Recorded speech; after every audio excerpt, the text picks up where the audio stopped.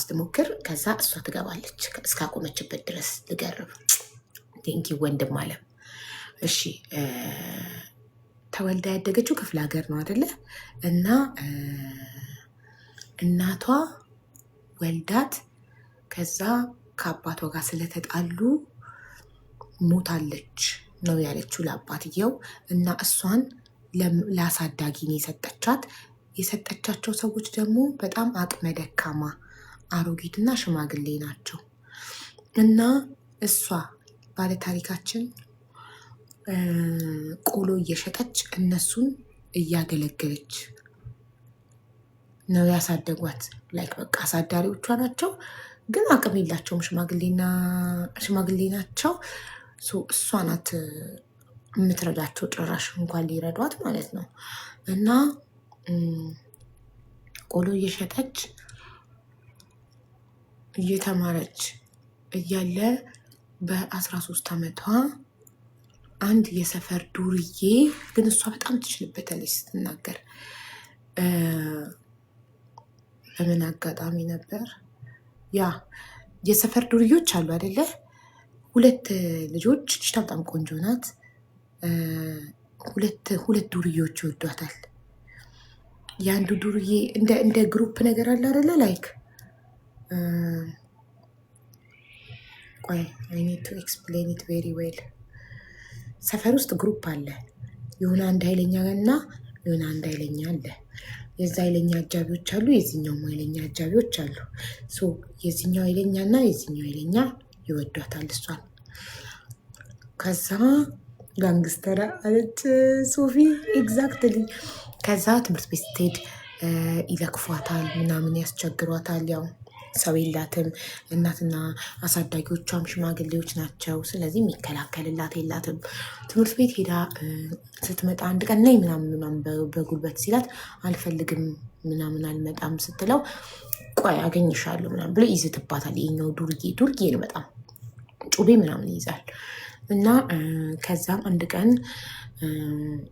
የእሱ እህት እሷን በባሌም በቦሌም ብላ ትተዋወቃታለች።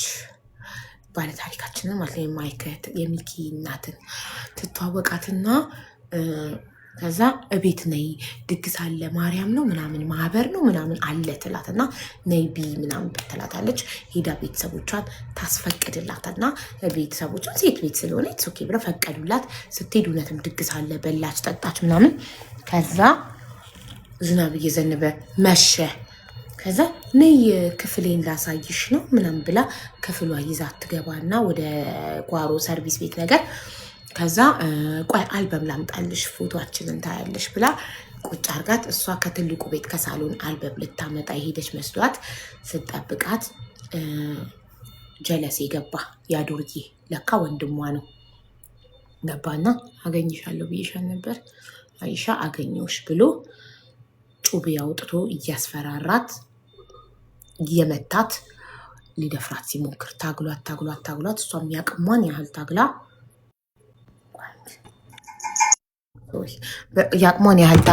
በመጨረሻ አልቻለችም። ጣላት። ከሌሊቱ 10 ሰዓት አካባቢ ደፈራት። ከዛ በአሰቃቂ ሁኔታ ደፍሯት። ከደፈራት በኋላ በጣም የሚያሳዝነው ነገር ደግሞ በጣም ስቃዩን ያበዛው ነገር ደግሞ እንግዲህ 13 ዓመቷን አሰቡት። ሴክስ የሚባል ነገር አልቃ አታውቅም። የመጀመሪያዋ ነው። ለምን ደም አልፈሰሰም ድንግል አይደለሽም ብሎ ቀጥቅጦ ለዛኛው ሰተሹ ነው። 2 ዱርዮች አይደለም የሚወዷት፣ ስለዚህ ለዛኛው ሰተሹ ነው ብሎ ቀጥቅጦ በእልህ ደጋግሞ ደፍሯት ቀጥቅጧት ራሷን ደም በደም እስከምትሆን ቀጠቀጣት። ከዛ እንደምንም ብላ ከዛ እየተንፏቀቀች ወጣች። ሲነጋ ልብሷን ለብሳ ወጣች ከዛ ቤት እያመማት። ከዛ ወጥታ ከዚህ በኋላ ምንድን ነው የተፈጠረው? ወደ ቤተሰቦቿ ቤት ሄደች። ለእናቷ ልትነግራት ፈልጋ ነበር። እናቷ እንዴት እንደሆነች እንዴት እንደምታውቅ ትናንትናም ኮመንት ላይ ስጠይቋት ነበር። እሷ ታሪኩ እየተናገ ያ ኮመንት ስለማታነብ ከልቧ ሆና ስለምትናገር ለአንድም ሰው ኮመንት ስትመልስ አላየኋትም። በምንድን ያወቀችው? ታሪኩን ከልባችሁ ካዳመጣችሁ ያወቀችው የሰፈር ሰው ሁሉ እሷን ትመስያለሽ ይላታል ሴትዮዋን። እዛ አንድ አካባቢ ስለሆነ ለአሳዳጊ ሰጠቻት። ስለዚህ ሰዎች ይነግሯታል፣ እሷ እኮ እናትሽ ናት፣ እሷ እኮ እናትሽ ናት ይሏታል። ይህ መልካችሁ አንድ አይነት እኮ ናት፣ አታውቂም፣ እናትሽ እኮ ናት ይሏታል። ከዛ እሷ ደግሞ ሄዳ እናትሽ ናት ይሉኛል፣ እናቴ ነሽ ኔ ምን አባሽ እናቴ ከዚህ ምናምን ብላ ምንጭጭቃ ጋር ታባራታለች። እናቷ ኦልሬዲ አግብታ ሌሎች ልጆች ወልዳ ነው የምትኖረው። እሷን ግን በአባቷ ስለተናደደችባት ነው አውጥታ የጣለቻት፣ ለአሳዳጊ የሰጠቻት። እናቷ እንደሆነች እንድታቅባትም አትፈልግም። ገባችሁ? እና የዛኔ ታዝንልኛለች፣ ትራራልኛለች ብላ ልትነግራት ሞክራለች፣ የደረሰባትን ለመንገር። ግን ስታመነጫጭቃትና ፊት ስትነሳት አልተናገረች። እንደዛው እያመማት ቆይታ ከዚህ በኋላ ጠፋብኝ ጋይስ። አባቷን እንዴት በምን አጋጣሚ ነው አባቷ ልታስተዋውቃት የቻለችው? ትንሽ ወዷ እየገፋ ሲመጣ አሳዳጊዎቿ ወይንስ ተናገረች ወዲያው መደፈሯን? ጠፋብኝ። ላስገባት እራሷን ባለ ታሪኳን አረገዘች እኮ። ከማርገዟ በፊት አይደለ እንዴ? እንዴት በምን አጋጣሚ ነው ያወቁት ቤተሰቦቿ? እኔን ታሪኬን የማውቀው እኔን ችግሬን የማውቀው በዛ ሁኔታ ነው እንግዲህ ድጋሚ ልታጣብሰን የሞከረችው ማለት ነው። እና እንደዛ ነበር ብቻ። እንደዛ 2 ዓመት ቆይቼ ስመጣ እዛ ጠበቀኝ መናኸሪያ። ከዛን ሰዎች ተከላከሉልኝ፣ ልጄን ይዤ ገባሁ። ከዛ በኋላ ነው እስከዚህ ድረስ ታስታውሻለሽ? አቡ ይሰማል? ከዛን እዛ አዲስ አበባ መጣሁ። ያው አባቴ ትምህርትሽን ትቀጥያለሽ የሆነ ነገር አስተካክላለሁ ብሎኝ ትንሽ ቆየት ስላለብኝ በእንጀራ እናቴ ጋር ትንሽ ባለመግባባት በተፈጠረው ነገር ከዛን በቃ እኔ የራሴን ነገር መስራት አለብኝ ብዬ መፍጨርጨር ጀመርኩ። እንደ አዲስ ያው ህይወት እዛ ቤት ሆነ። ልጄን ይዤ መስራት አልቻልኩም እና የሆነ ሰው እንዳልኩሽ የስራ እድሉን ሲያገኝልኝ እዛ ገባው ልጄን ይዤ የምሰራበት። ልጄን ይዤ እየሰራው እያለ ያው እንግዲህ ሰዎች ሁሉ አውሬዎች ናቸው ማለት መደምደም አይቻልም። እና አንድ መልካም ሰው ገጠመኝ እንዳልኩሽ። ትምህርቴን ሁላ ጀምሬያለሁ የማታ ማለት ነው፣ ቀን ቀን እየሰራሁ ለልጄ የሚያደርጉት የመስሪያ ቤቱ ሰዎች በቃ ህዝብ በዩ በቃ ልጄን የወደደልኝ ያለውን ነገር ልጅነቴን ስለሚያውቁ ያዝኑልኝም ልጄን የሚያግዙኝ ነበር በብዙ ነገር። ከዛ መሀል ግን የተለየ ሰው ነበርና በብዙ የሚረዳኝ የትምህርት ቤት በደንብ እየከፈለ አሳዳጊዎቼን ብዙ ነገር እያደረገላቸው ምናምን ብቻ ብዙ ነገር የተለየ ነገር ያደርግ ነበር። በዚህ ሁኔታ ሰዎች ሁለታችን አንድ እንድንሆን ይፈልጉ ነበርና ቁስሌን የሚያውቅ ሰው የለም አይደል? ሰዎች የሚያውቁት በቃ የሆነ ነገር ተፈጥሯል፣ ልጅ ተወልዷል፣ እንደዛ ነገር ነው በቃ። እና በቃ ማንም ላይ እኮ ይፈጠራል ይሄ ነገር እና በቃ ምናምን ብለው ይፈርዱብኛል ከሱ ጋር እንደሆን ማለት ነው። በዛ መሀል ግን ይሄ የልጅ አባት ማለት ነው በቃ ይሄ ሰው እንደሚያደርግልኝ ስለሚያውቅ በጣም ይፈታተነኝ ነበር። ልጄን ሁላ ሰርቆብኝ ይሄዳል እንዳልኩ ዘበኛ ነው የሚያመጣልኝ ምናምን ነገር። እሱ ማመን አልፈለገም። በቃ እኔ ቆሜ እንድሄድ አይፈልግም። በቃ ወይ የሱ መሆን አለብኝ ወይ የሆነ ወድቄ ነው ማየት የሚፈልገው ማለት ነው። ከዛን በዛ ሁኔታ ውስጥ እያለሁ እየተማርኩኝ ልክ እንደው 6 ወር 7 ወር አካባቢ ነው የተማርኩት ራሱ። በዚህ መሀል ደግሞ ጥሩ ሁኔታ ላይ ነበርኩኝና ይሄ መልካም ሰው የተባለው ቤተሰብ ይሞትበትና ለቅሶ ይኖራል ማለት ነው።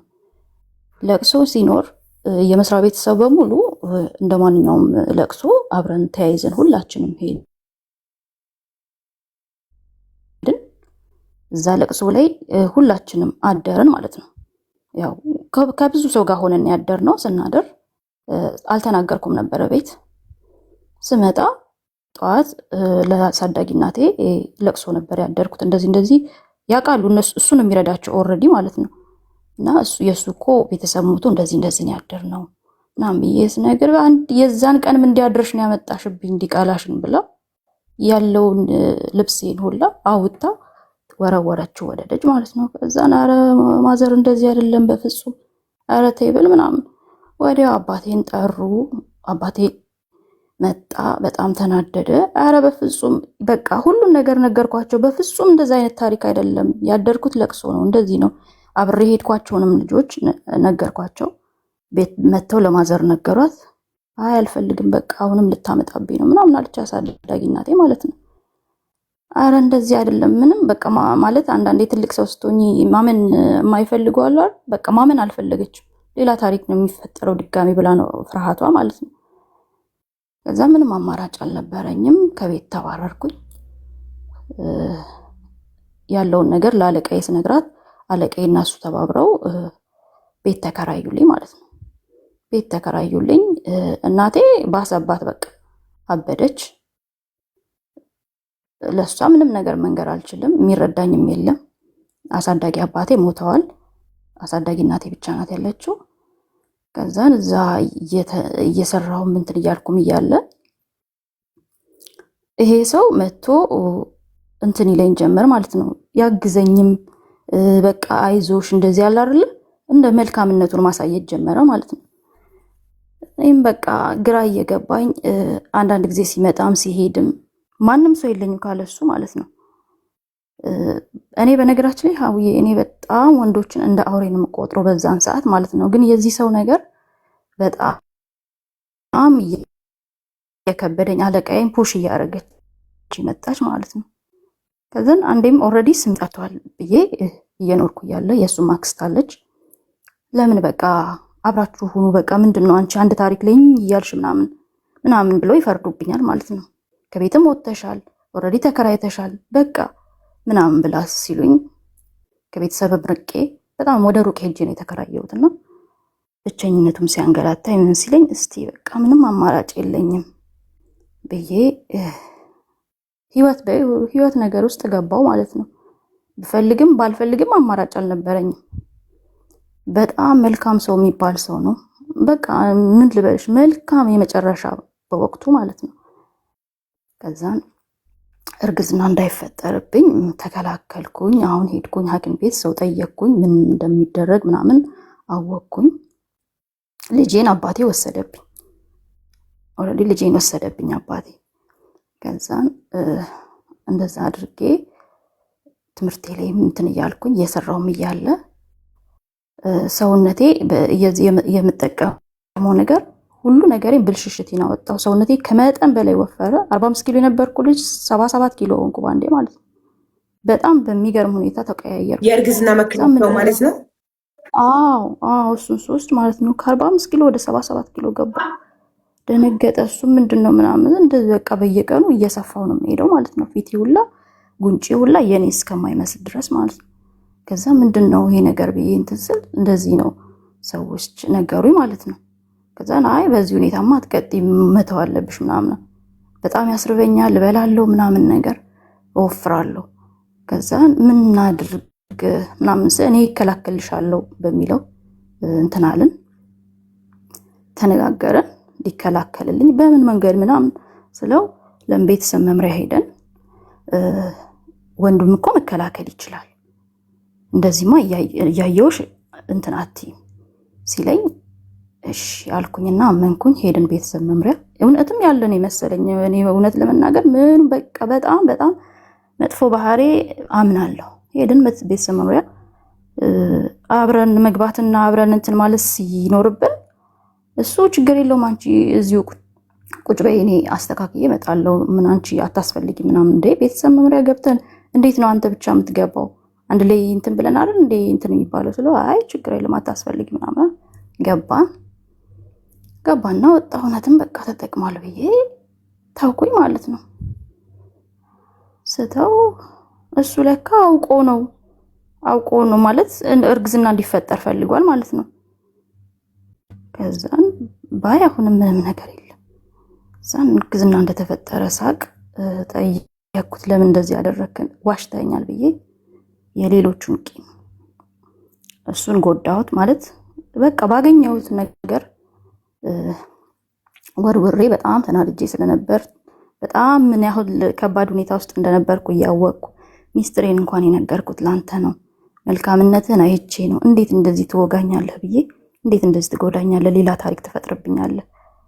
መቆም ነው የምፈልገው፣ እኔ ቆሜ መሄድ ነው የምፈልገው። ለምን ከዛኛው አንተ በምን ተሻልክ ብዬ በጣም በራሴም በሱም ተናደድኩ። ይሄ ጥፋት ነው፣ የእሱ ብቻ አይደለም የኔም ጥፋት ነው።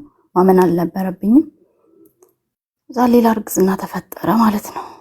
በቃ አሁንም ሌላ። ከዛን እሱ ግን ጎበዝ ስለነበረ በራሱ ድርጅት ራሱ ማለት የእንጨት ቤት ምናምን ከፈተ።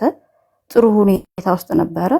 ከዛን በቃ ይሁን ምንም በቃ ሆኗል፣ ነገሮች ይስተካከላሉ ብዬ ስቀጥል እንጨት ቤቱ 3 ወር 4 ወርም አልቆየም። ሁሉ ነገር ከስርስሩን አውጥቶታል እሱ ማለት ነው። እኔ ሳላቅ ለካ በጣም ሱስ ነበረበት። ልክ ሱስ እንዳለበት ያወቅኩት መቼ እንደሆነ ተቀልሻው ልክ 7 ወር ስገባ ማለት ነው። እኔ ፊት ምንም አይነት ነገር ሲጠቀም አላውቀውም። ምንም አይነት እኔ እስከማውቀው መልአክ ነው መልአክ። እዛን 7 ወር ሲገባ ሱስ በቃ ጠጥቶ መምጣት ጀመረ ምናምን። የሆነ ሰዓት እንደውም ሰክሮ ማን ይዞት ቢመጣ ጥሩ ነው አውዬ። የኔ ታሪክ በጣም የሚገርም ነው። የትልቁ አባት ተሸክሞልኝ መጣ እቤት ድረስ ማለት ነው። ይገርመኛል ሳስበው ሁላ ማለት ነው። ከዛን እንቺ ለዚህ ነው አይደል እኔን እንትን ያልሽኝ፣ ይሄንን ህይወት ነው አይደል የፈለግሽው ብሎ በራን ጓግቶ ገብቶ ሰደበኝ። ተሸክመው መጣው በራሴ አፈርኩ። ያውም ሩቅ ቦታ ነው ተከራይቼ ቤተሰብ ምናምን የሰፈር ሰው በማያገኘኝ አካባቢ ማለት ነው። ከዛን እያለ ለቤተሰቦቹ ሄጄ ነገርኩኝ እንዲያስተካክል ምናምን ሳይ እንጨት ቤቱን ምናምን አስይዞት ምናምን ሽጦ ምናምን ቁማርም ምናምን አለበት ለካ ነው ያላቅም። ሁሉን ነገር ዘጋግቶ ባዶ እጃችን ቀርተናል ማለት ነው። 8 ወር ሲገባ ስራ መፈለግ ጀመርኩ። ስራ ፈልጌ ያቅሜን የምችለውን እየተደበቅኩ የሰው ልብስ ምናምን እያጠብኩኝ፣ ሰውም እሺ አይልም ግን ያው አንዳንድ ለፈጣሪ ያለ እያጠብኩ እየተደበቅኩ ማታ ማታ እጅ ስራ እየሰራሁ ቀን ቀን ደግሞ የሰዎችን ልብስ እያጠብኩ እንትን ማለት የቤት ኪራይ ምናምን መክፈል ጀመርኩ። በዛ መቀጠል አልቻልኩም። እንደገና አሳዳጊ እናቴ ጋር ሽማግሌ ልኬ ይሄው የፈራሁት አልቀረም። ይሄንን ብያል ነበር እንዴ ከመጀመሪያው። ይሄው ሆዷን ገፍጥጣ መጣች ብላ በጣም አዘነችብኝ። እኔም ፈልጌ አልነበረም ብዬ እንትን ስለ እንዴ ለምን ፈልገሽ ነው የዛኔ ነው የሆነው ምናምን አሉ። እሺ በቃ ይሁን ብቻ አስገቡኝ ለአንዴና ለመጨረሻ ጊዜ እዚህ ቤት ተመልሼ ልግባ። ከዛ በኋላ የሆነው ይሁን ስል እግዚአብሔር ስጠው። እንደዛ ይጨክንብኝ የነበረ የእንጀራ አባቴ የዛን ቀን እንዴት እንደራራ አላውቅም። ይደበድበኛል ብዬ ሳስብ የዛን ቀን ግን በቃ ተዋት፣ በቃ እቺ ልጅ ራሷን ብታጠፋ ደግሞ የበለጠ ችግር ነው ትግባ ብሎ አሳዳጊ እናቴን ነገረልኝ። የእንጀራ አባትሽ ማለት አንቺ እኮ አሳዳጊ እናትሽ ጋር ነው የሄድሽው እንጂ ወላጅ እናትሽ ጋር አይደለም የሄድሽው። የእንጀራ አባትሽ ያለው ወላጅ እናትሽ ጋር ነው። ይመጣል እዛ ትንሽ ችግር ሲፈጠር እሱ ነው የሚጠራው። ቅርብ ናቸው። እሱ ነው ትንሽ ጥፋት ትንሽ አጠፋው ከተባለ እሱ ነው የሚጠራው። አሳዳጊ እናቴ እሱን ነው የምጠራው፣ የእንጀራ አባቴን ማለት ነው። እንደውም ከእናቴ ይልቅ እሱ ይቀርበኛል። ግን እናቴ ቃል ስለነበረባት ለነሱ የማትነግረኝ የተባለው መጨረሻ ላይ የተነገረኝ ማለት ነው። እናቴ ልጄ ትልቅ ሆና ልጄ ናት ብዬ ስለማልል ነው ብዬ ላልቀበላችሁ ቃል ስለገባች ነው ይሄን ሁላ እንትን የምትለኝ ማለት ነው። እና የእንጀራ አባቴ ፈቀደልኝ፣ ገባሁ። ገብቼ አሁንም ልጁ እንደዚህ ነው ከሚባል ይምጣና ሽማግሌ ላክና ድጋሜ እንትን ይበል ያስተካክል ምናምን። በፍጹም እኔ አልፈልግም። ይህንን ታሪክ እንደምንም ራሴ እንዳበላሸሁት ራሴ ያስተካክላለሁ እና እባካችሁ ምንም ነገር በቃ አልፈልግም ምናምን ስል ኧረ እኔማ ድጋሜ ስሜ አይጠፋም ስትል አሳዳጊ እናቴ ሽማግሌ እንዲልክ ታደርገዋለች። ሽማግሌ ላክና እንደገና መልሱ እዛው አሳዳጊ እናቴ ቤት መኖር በእነሱ ፍቃድ ማለት ነው። ገባ ቤት። ከዛን ከአሳዳጊ እናቴ ጋር መኖር እንትን ስላለኝ ስለከበደኝ ከጎኑ ሰርቼ እንትን እላለሁ ብዬ ከወለድኩ በኋላ ማለት ነው። ያው ወለድኩ ሁለተኛ ልጄን በ16 ዓመቴ እንትን አልኩኝ። ከወለድኩ በኋላ እሱ ያው ነው፣ ምንም ለውጥ የለውም። ይጠጣል፣ ይሰክራል፣ ሱስ ምናምን በቃ ያ ጥሩ ሰው የነበረው በአንድ የግልብጥብጥ ወጥቶ ምናምን። አሳዳጊነቴ ይህንን ስታይ በቃ የራስሽን ወስኝ ምናምን አለችኝ። በቃ እሺ እሱን ልተውና እኔ እዚሁ ጋር ሰርቼ እኖራለሁ ሱቅ ነገርም ከፍቼ ምናምን ብዬ ልጄን እየያዘችልኝ አሳዳጊ እናቴ። ያው እሷም ኦልሬዲ መራመድ ምናምን አትችልም፣ ግን እንደዛ ሆና ልጄን ትይዝልኛለች። የቀን ስራ ሰርቼ አንድ ክፍል ቤት ሰራሁኝና እንደምንም ብዬ እቁብ ምናምን ገብቼ ለአሳዳጊ እናቴ ደግሞ ትንሽ ሱቅ ከፈትኩኝና በዛ ጎበዝ ሆንኩኝ፣ ጠነከርኩኝ። በቃ አሸነፍኩት፣ ሁሉን ነገር አሸነፍኩት። ልክ ያንን ሳይ ደግሞ በደካማ ጎን የገባ በአሳዳጊ እናቴ የምትፈልገውን ነገር እያደረገ ወደ ህይወቴ ሊመጣ ይሰው ማለት ነው፣ የትንሹ አባት እንደገና። ከዛን አሻፈረኝ አልኩኝ፣ እኔ አልፈልግም። ዛን የነሱ ጫና ሲመጣ ቀጥ ብዬ ምንድነው ያደረግኩት? ምንድነው የሚያደርገው እሱ? በቃ ሽማግሌ፣ ሁሌ ሽማግሌ በመላክ ነው። ይቅርታ በዚህ ነው በዛ ነው። ሰለችኝ። ያ ነገር ሲሰለችኝ ምንም አላልኩኝም። ቀጥ ብዬ ከሰል ሽጬ ምናምን እንደንትን እንዳልኩኝ ሄጄ ኢሚግሬሽን ሄጄ ፓስፖርት አወጣሁና ወደ አረብ ሀገር መምጣት እንትን አልኩኝ ማለት ነው። ልጄ ትንሽ ነው፣ ትልቁ ያው አባት ይወስዶታል። ከሱ ጋር የሚለያየኝ ወይም በቃ ከወንዶች ህይወት የሚለየኝ አረብ ሀገር ብቻ ነው ብዬ ራሴን ለመቀየር አልነበረም። እውነት ለመናገር ወደዚህ ስመጣ የመጣሁት በቃ ይሄን ህይወት አልፈልገውም። በቃ ተደጋጋሚ ነገር አልፈልግም። በቃ እዛ ካለውኝ አሁንም ከሱ ጋር ቀጥላለሁ። በሽማግሌ በቄስ በመለቅሴ ነው የሚመጣብኝ። ስለዚህ መቀጠል አልፈልግም፣ የውሸት ህይወት መኖር አልፈልግም ብዬ ወደ አረብ ሀገር መጣሁ። ልክ ወደ አረብ ሀገር ስመጣ እናቴ ልጄ ልጄ ልጄ ልጄ ማለት ጀመረች ማለት ነው። እንዴ ምን ማለት ነው? ሁለተኛው ልጅ እንዴ ልጅነቴ የታየሽ ስላት ማን ጋር ይቅርበኝ። ሁለተኛው ልጅ እዛው አሳዳጊ እናቴ ጋር አሳዳጊ እናቴ ጋር ትቼው ወደ አረብ ሀገር መጣሁ ማለት ነው። እሱም ይዛልኝ አሳዳጊ ወላጅ እናቴ በቃ ይቅርበኝ ልጄ፣ ያለማወቅ እኮ ነው፣ ልጅነት እኮ ነው፣ እንደዚህ እኮ ነው ምናምን ማለት እንዴ። አሁን ለምን አመንሽ? ያኔ ያንን ሁላ ታሪክ ሌላ ያልነገርኩሽ፣ ይቅርታ ሀውዬ ያልነገርኩሽ ማለት ነው። አሳዳጊዎቼ ሲያሳድጉኝ ከኔ በፊት ያሳደጓት ልጅ ነበሩ። ከኔ በፊት ሌላ ትልቅ ልጅ ነበረች ያሳደጓት፣ እንደዚሁ ወድቃ ተጥላ አግኝተው መሀን ናቸው አሳዳጊዎቼና ያሳደጓት ልጅ ነበረች። እና ሁሌ ማለት ነው የኔ ታላቅ ናት በጣም ማለት እሷ የነበረችው ግን ልክ እስከ 10 ዓመቴ ድረስ ነበር። ከዛ በኋላ ወጥታለች ኦልሬዲ ማለት ነው። የዛኔ ማለት ነው በጣም ትመታኝና ትቀጠቅጠኝ ስለነበር የዛኔ ሁላ ማለት ነው ገና ይሄ ግፍ ሳይደርስብኝ በጣም ትቀጠቅጠኝ ስለነበር ሰውነቴን ሁላ ቡጭቅጭቅ ነው የምታደርገኝ። በቃ መንፈስ አለባት። የዛኔ እናቴ ጋር እየሄድኩኝ አለቅሳለሁ፣ እነግራታለሁ። ይኸው እንደዚህ እኮ እያልኩኝ ቁስሌን አሳያታለሁ፣ የተቆነጠጥኩበትን የተቦጨቅኩበትን። ያ ሁላ እንትን ስላት ያላለች ዛሬ አረብ ሀገር ስመጣ ልጄ ምናምን የባንክ አካውንት አወጣች በእኔ ለምታስገቢው ምናምን ምናምን አለች ማለት ነው። ከዛ እንድትወደኝ ስል ሀቡ ለእኔ ትልቅ ነገር ነበረ። እኔ እናትነቷን ማመኗ በራሱ ኦልሬዲ ከአባቴ ጋር ስንገናኝ ያው በአፏ ባትናገርም ያው ማመን ነው፣ አምናለች አባቴን ስታስተዋወቀኝ። ግን ልጄ ብላ ለአፏ የምቀፋት ለመጥራት እኔን ማለት ነው። የአረብ ሀገር ስመጣ ልጄ የዛሬ 17 ዓመት ታስታውሻለሽ ሀውዬ፣ ስልክ ለመደወል በጣም ከባድ ነው። እሷ ግን ትደውልልኝ ነበር ቀጥታ ማለት ነው በሰዎቹ ስልክ። ከዛም ምን አደረግኩኝ? በቃ አንዴ የሆነ ሆኗል መጥቻለሁ። አንዳንድ ነገር ማኔጅ እንድታደርግልኝ በራሴ አካውንት አልከፈትኩ በእሷ ነበርና በቃ ማኔጅ ታድርግልኝ ልጄ እንድታይልኝ ምናምን። አሮጊቷ በጣም ስለማትችል አቅም ስለሌላት ልጁን የመያዝ እንድታይልኝ ስል መለማመጥ ጀመርኩኝ። ልጅነቴን አመነች። እናትና ልጅ ሆንን ማለት ነው። ከዛን የመጀመሪያ 2 ዓመት ምንም አልመሰለኝም። 2 ዓመቴን ጨርሼ ወደ ሀገር ስገባ ኦልሬዲ ለእኔ ምንም አልተነገረኝም።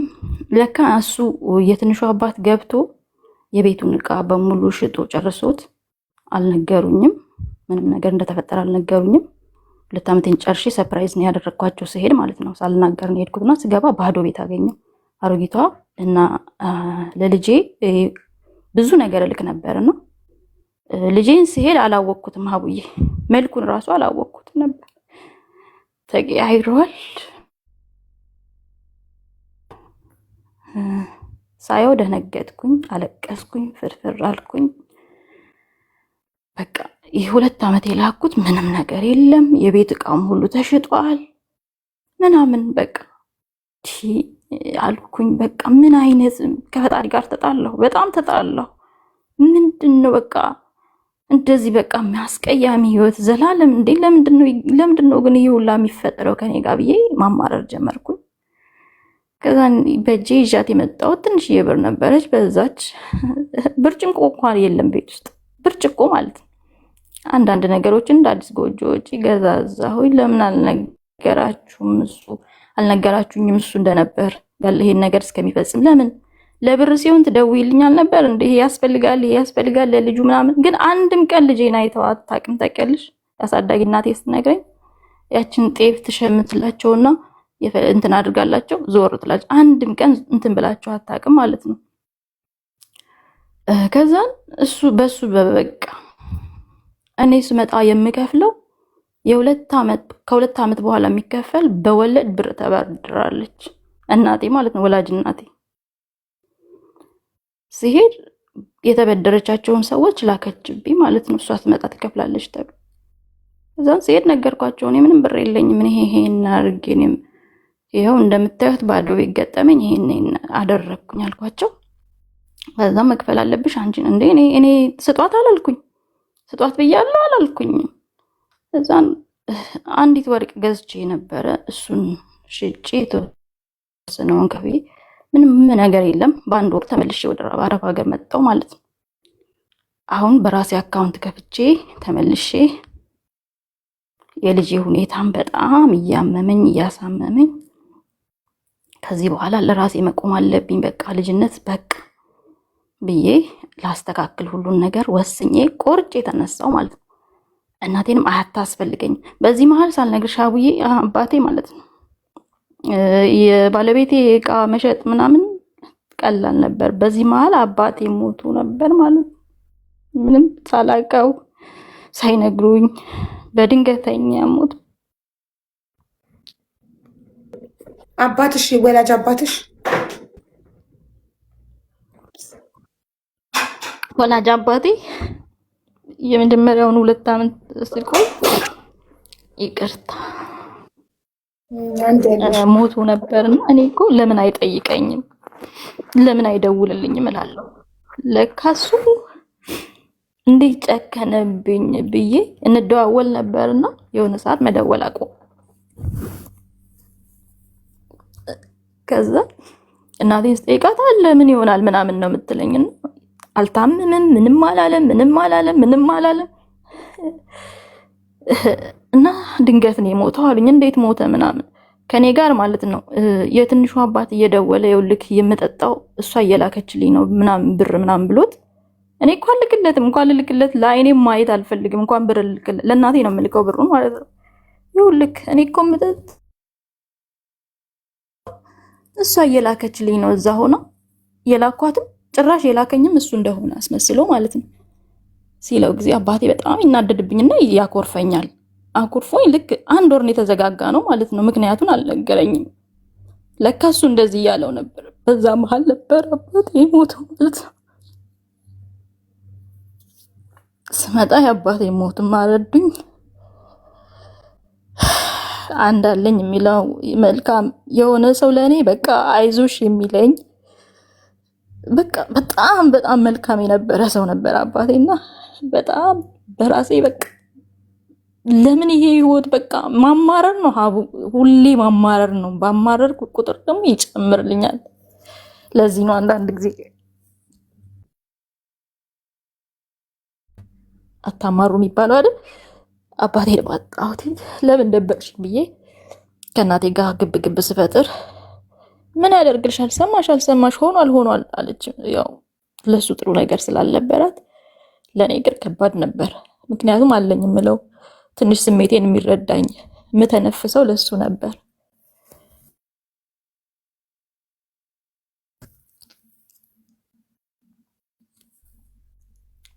በአባቴ ሞት እጅግ ተሰበርኩኝ፣ በጣም አዘንኩኝ። ብቻ ያልፋል፣ ያም አልፏል ብዬ ራሴን አጽናንቼ አባቴ በህይወት ኖሮ እንዳልጨከነብኝ ግን ውስጤ ይነግረኝ ነበረ። ግን የዛን ቀን እንደውም ተናድጄ ማልዋሽሽ ምን አለበት እሱ ቦታ አንቺ በሞትሽ ኖሮ አልኳት። የዛን ቀን ወንድሜ እንዴት እናቴ እንዴት እናገራለች ብሎ በቃ ያው ስሜቱ ከባድ ስለነበረብኝ ነው ያንን ቃል ያወጣሁትና ወንድሜ ታናሽ ነው አነቀኝ። በቃ ገላገሉን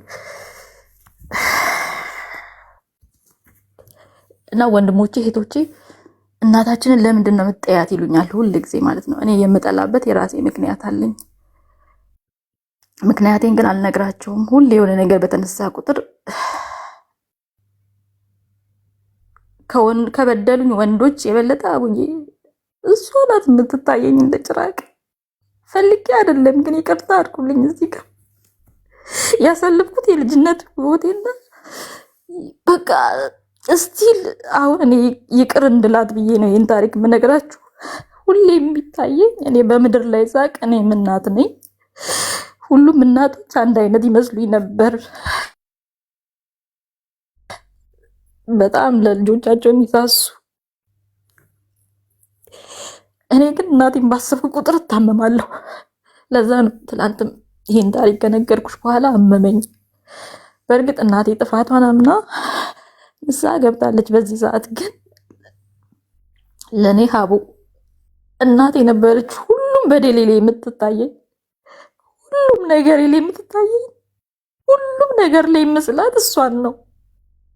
ለምን አላሳደገችኝም? ለምን ለአባቴ እንዳላሳየችኝ ታውቂያለሽ አቡ? ምክንያቷን ብትሰሚው ደግሞ አሳማኝ አልነበረም። ለምን ጣለችኝ? ያው በገጠር እንደምታውቂው እንደ ማንኛውም ሰው እንትን ምንድነው የሚባለው ይጠለፋል አይደል? አባቴ ለካ ቤተሰቦቹ ጠልፈዋታል ማለት ነው። ያ ነው በቃ የእሷ ትልቅ በቃ አባቴ ስለጠለፋት የእሱን ልክ ለመወጣት ይውላ። እሺ ከገጠር ጠፍታ መጥታ እዚህ ላሳደጉኝ ሰዎች ቤት ነበር የተከራየችውና ሲነግሩኝ፣ ጎረቤቶች ደግሞ ክፎች ናቸው ይነግሩኛል፣ እንድሞት ትቀጠቅጠኝ ነበር አሉ። እሷ ራሱ ገና የ3 ወር ክርስትና ተነስቼ በንጋታው ነው ከአባቴ ጋር ይዛኝ ጠፍታ የመጣችሁ ማለት ነው። አዲስ አበባ ስትመጣ አባቴ ፈልጎ አስፈልጎ አጣት፣ ራሷን ደብቃ ማለት ነው።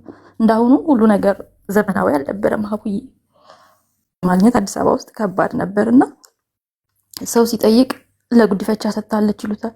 ምን ይሉታል? መጨረሻ ላይ እዛ ያሳደጉኝ ሰዎች ቤት ማለት ነው ለምንድን ነው የምትቀጠቅጫት? የማትፈልጊያት ከሆነ ለእኛ ስጭን ይሏታል ማለት ነው። ወደኋላ ተመለስኩብሽ፣ ትላንት ስለረሳሁት ነው ሀቡዬ። እና እኛ ልጃተን ፈጣሪን እያማረርን አንቺ ደግሞ ልጅ ትገያለሽ እዚህ፣ ካልፈለግሽ ሂጂና ሰው ቤት ሰርተሽ ልጅቷን ለእኛ ስጭን ሲሏት አግኝቼ ነው ብላ ውርውር ታደርገኝና የዛኑ ቀን ነው ብን ያለችው ጥላኝ ማለት ነው። ሲነግሩኝ ጎረቤቶች ናቸው አሳዳጊዎች፣ በፍጹም ስለዚህ ታሪክ እንድጠይቅ እድል አይሰጡኝም። በፍጹም መጠየቅ አይቻልም። ልክ እንደ ሀራም ነው የሚጸየፉት ይህን ጥያቄ ማለት ነው። ከዛን እሷ ግን ሄዳ ሰው ቤት አልገባችም። ሌላ ታሪክ ውስጥ ገብታ ነበር እሷ። ሌላ ልጅ ወልዳ፣ ሌላ አግብታ፣ ሌላ ልጅ ወልዳ፣ ያቺ ልጅ ሴት ነበረች እንደኔና ስትሞትባት ያንን ጥቁር ልብስ ለብሳ ገጠር ትሄድና አባቴ ጋር ገጠር ትሄድና ያው ልጅ ሞታ ነው እኮ እርምህን አውጣ ብላ አባቴ በቃ ልጅ ሞታለች ብሎ ነው እርሙን ያወጣ ማለት ነው። እና በዛ ሁኔታ ነው ያሳደጉኝ እነሱ። ለእነሱም ስትሰጠኝ ልጄ ናት ብዬ አልጠይቅም ብላ ቃል ገብታ ነው ምላ ማለት ነው በቤተክርስቲያን ነው። ያ ቃል ስላለባትም ነው ውሻ ውሻ የምታደርገኝ የምታመናጫጭቀኝ። እኔ ግን በደሎች ሲበዙብኝ ማለት ነው እውነትም በጣም ነው የምንመሳሰለው መልክ ማለት ነው መልካችን፣ ሁሉ ነገራችን። ስጠይቃት በቃ ሁሌ የምትለኝ አንቺ እንትን ልጅ አንቺ እንትን ልጅ አንቺ እንትን ልጅ ነው በቃ ሁሌምና የምስላት በጥሩ ሁኔታ አይደለም በመጥፎ ኢቭን ሌሎቹን ይቅር ብያቸው እሷን ግን ይቅር ለማለት ያንቀኛል። ይህን ነገር ነው መቅረፍ የምፈልገው፣ ያንቀኛል። ከዛም በኋላ አረብ ሀገር መጥቼ ደግሞ የበለጠ በደል በደለችኝ። 12 ዓመት ምንም መያዝ አልቻልኩም፣ ምንም ነገር መያዝ አልቻልኩም። በዚህ ትላለች፣ በዛ ትላለች፣ በዚህ ትላለች። ህይወት ለልጆቼ ብዬ አባቴ ከሞተ በኋላ ትልቁ ልጄ መጣና አሳዳጊ ጋር አረፈ፣ አዲስ አበባ ማለት ነው። አሁን 2 ልጆች አሉኝ። አሳዳጊ እናት ያለች ለነሱ ያው እዚህ ስትሆኝ ታውቂያለሽ፣ እዛ መኖር አልፈልግም፣ ሌላ ህይወት ማየት አልፈልግም። በዛ የተነሳ ነው እዚህ እድሜን የሚያራዘምኩት። ግን በዚህ ወጣ፣ በዛ ወረደ፣ በዚህ ወጣ፣ ለእህትሽ፣ ለወንድምሽ፣ ለልጆቹ፣ ለአሳዳጊ እናትሽ እያለች በዛም በዚህም ያው 12 ዓመት ምንም ሳይዝ 5 ሳንቲም ሳይዝ ብኩን ያልገባኝ ነገር ልጆችሽ የምትይዘው አሳዳጊ እናትሽ አንቺን ያሳደገች እናት ግድ ነው። ሀቡዬ ልኪው ለምንድን ነው? ለምን ለራሷ ቀጥታ ልኪም ለአሳዳጊ እናትሽ ለእሷ ለምን ትልኪያለሽ አንቺ? እሷ እኮ አልኩሽ ከአልጋ መውረድ አትችልም። አልጋ ላይ ስለሆነች ሄዳ ከባንክ ራሱ ማውጣት አትችልም። ይሰማል? ሀቡዬ ኔትወርክ ይዞኛል። አዎ ይሰማል እኮ። ከአልጋ መውረድ ሳትችል እንዴት ነው ትንሹ ልጅ ሁለተኛ ልጅሽን ጥለሽ አረብ ሀገር ስትሄጂ እንዴት ብላ ነው አብራው ተሯሩጣ ጠብቃ የምታሳድግልሽ? ትንሹ ልጅማ አደገ መጀመሪያ ስትሄጂ ያንቀሳቀስ ነበረ። ከዛ በኋላ ነው ያው ከዕለት ወደት እየደከመች የሚገርም። አዎ የዛኔ ትንሽ ያዘቻለች መንቀሳቀስ ስለምትችል ትንሽ ኦኬ ነበረች። ከዛ በኋላ ነው እየባሰባት ቤት የቀረችው። የሚገርምሽ ማለት ነው የዛሬ 3 ዓመት ነው አሳዳጊ እናቴ የሞተችው በ110 ዓመቷ በሚገርም ሁኔታ ማለት ነው። ልጆቼ ሁላ እሷን ጡረዋት ከኔም አልፎ አሳዳጊ አባቴ 99 ዓመቱን የሞተው፣ አሳዳጊ እናቴ ግን በ110 ዓመቷ ከ10 ዓመት በላይ አልጋ ላይ ቀርታለች። እግዚአብሔር ይስጣችሁ ልጆቼ፣ የተባረኩ ናቸው። በልጆች ተባረክ ያለው ሀቡዬ እንደ እናቴ ክፋት ሳይሆን በእነሱ ነው መጽናናው፣ መጽናኛዎቼ ናቸው። ታሪኩ አስቀያሚ ቢሆንም ይሰማል። ማሪ እየሰማንሽ ታሪኩ በመሀል የረሳሁትም ያልነገርኩሽም ነገር ቢኖር ታሪኩ አስቀያሚ ቢሆን ልጆቼ ግን ያው መጽናኛዎቼ ናቸው እና የእናቴ እጅ በልጆቼ ላይ ማሻራ አሳረፈ። ልጆቼ አያታቸውን ይጠላሉ፣ እናቴን ማለት ነው። በጣም አጥብቀው ይጠሏታል። በልጅነታቸው አደረግኩ የምትለው ነገር ውሸት ስለነበረ ስለሚያውቁ ይጠሏታል። ለምሳሌ ማለት አንቺ በገንዘብ ጉዳይ አትደራደርም። ምን አይተው ነው የጠሏት? ምንም አልነግራቸውም ማለት የምልከውን ገንዘብ በትክክል ስለማታደርስላቸው በትክክል ስለማታደርግላቸው ስለሚያውቁ በዛ ይጠሏል። እኔ ደግሞ ያ እንዲሆን አልፈልግም ነበር፣ ግን ሆነ። አሁን ራሱ በቅርቡ ታማ ሲነግረኝ ትልቁ ልጅ ይህን በቃ ልግባ ብዬ የሆነ ነገር ሳይፈጠር ልግባ ብዬ ስለው የምር ነው የምልሽ ትሙታ እንደውም ተገላገልናል። አልጠበቅኩም ከሱ ይሄን ማለት ነው። አይባልም እንዴት እንደዚህ ትላለህ ብዬ ተቆጣሁት ማለት ነው። እንዴት ምንም ቢሆን እኮ አያትህ ናት፣ ምንም ሳታውቅ እንደዚህ የሆንክ በሆዴ ማለት ነው።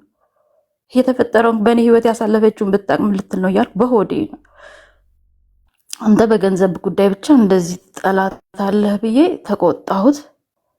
ምንም እንዳልይዝ ስላደረገችኝ በጣም ይናደዳል። ትልቁ ልጅ ሁሉን ነገር ስለሚያውቅ አሁን ግን እንዴት ነው የሚያውቀው? ያልገባኝ ነገር እንዴት ያውቃል? ማለት ነገረው የሚያውቀው ይኸውልሽ፣ በቃ ለምሳሌ አሁን 10,000 ብር ከላኩኝ ላስቤዛቸው ብዬ በዛን ሰዓት 10,000 ብር ከላኩኝ በ10,000 ብር እንደማትገዛላቸው ያውቃል።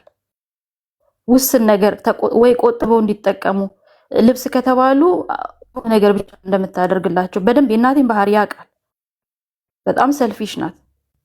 ለምሳሌ 10,000 ብር ያለው ብለሽ ከዛ በኋላ ለልጅሽ ትነግሪያለሽ ካለች ብለሽ 10,000 ብር ያለው ብለሽ ትነግሪያለሽ። እነግራቸዋለሁ። አዎ ለጓደኛዬ 10,000 ብር ሲጠብቁ ስንት ይዛ ትመጣለች? ብር አትነግራቸው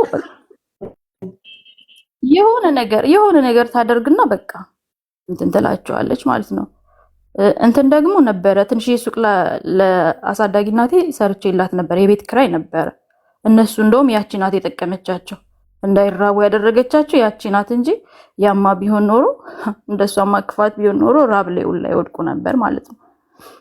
ግን ያው በኋላ ላይ በመንገድ ስፋት ፈረሰና ትናሉ እንጂ ከዛ በኋላ ራሳቸውም ነፍስ አወቁ።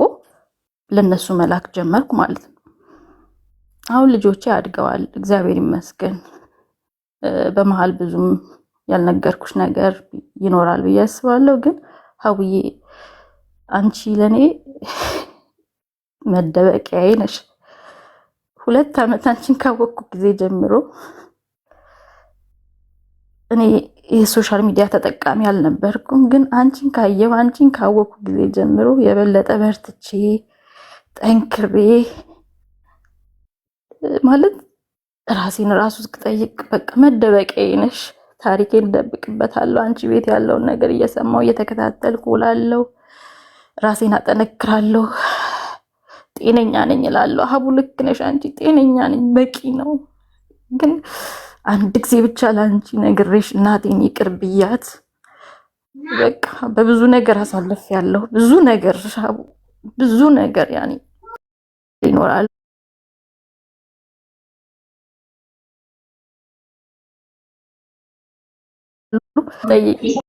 ተመጣሽ 17 ዓመት። እሺ። እና አሁን ሚኪ የመጀመሪያ ልጅሽ ነው? ስንት ዓመት ሆነው? እድሜው ስንት ነው? ሚኪ ትንሹ ነው። እሱ 20 ሆነው የ3 ዓመት ሆኖ ነው ጥዬው የመጣሁት። ኦኬ። ትልቁ 20 ሆነው፣ ትንሹስ? ትልቁ 23 ሀቡዬ። ትልቁ 23 ትንሹ 20። አዎ።